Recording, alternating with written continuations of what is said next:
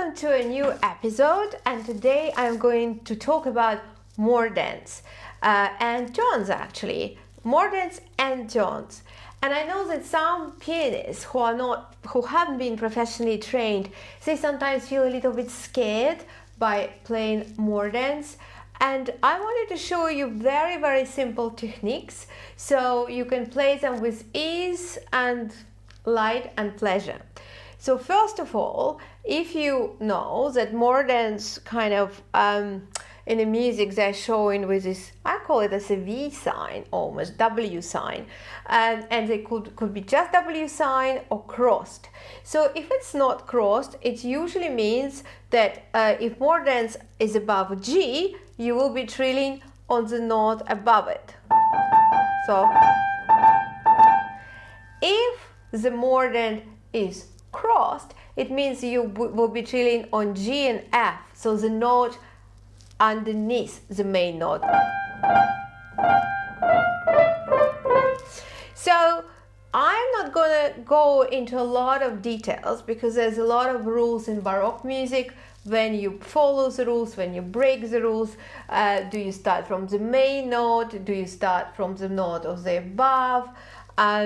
I just want to talk about technique. So once you know what you want to do, so for example, if you want to play, let's say A, G, all you need to do, lengthen your fingers almost straight and put in this position, which in piano yoga are called duck, almost pressing two notes. So your fingers should be already on the keys. I like to trill with 4-2, but again, if for different things you do different things.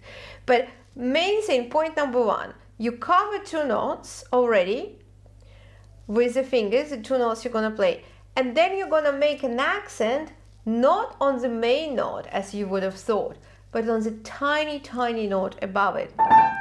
You're almost throwing your hand on the key, and that's the trick. So basically cover the area and make an accent. The same goes for if you were gonna do trill, which is underneath. And that's the first thing. The second thing, let's say for example, if you wanted to do the tone, again, very often the tones get swollen, so to speak. So what you want to do, you want to make sure that you kind of cover the area, but here again you start using a little bit of wrist, and the key is to add the accent to the first note. So you almost like throwing your hand and then lifting down, up, and you can play like that. So something like, so what I did here, it's the Scarlatti Sonata.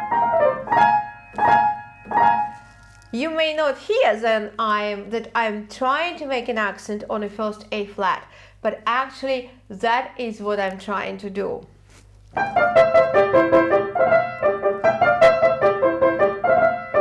The same, I'm making an accent on F. Now, which is above E, where the mordent was. Now, in some cases, I like playing it with straight fingers, but in some, like with 4-2, definitely. 4-2, curled fingers wouldn't work, but straight is almost natural. You don't have to do anything. The work is done for you. But if you want to have curly fingers, 3-1, quite good. 3-2 is quite good. So 3-1, 3-2, you want curled hands. For 4 and 2, and the reason I personally, whenever I can, I prefer to go for 4 and 2, because 4, as Chopin said, will give you the best sound, and then I think the second finger will give you the second best sound. And so combination of these two fingers will always give you a nicer tone, but maybe sometimes less crisp. So it really depends on what kind of context you are putting it in. But try both of those, and the main thing when you do mordents, you cover your finger, the area of the mordent, the only two notes, and you make an accent on the first note. If you have a tone, then it's slightly different because sometimes you can't, like here, you cannot cover the whole area, but you leave your wrist quite high so you can make a circular movement and you put an accent on the first note. I hope you enjoyed it. If you have any questions, as always, please do leave them underneath this video and I'll be very happy to answer, and possibly in my next episode. And if you like the channel, please do subscribe and also follow me on Instagram at Piano Yoga Studio. Thank you for watching.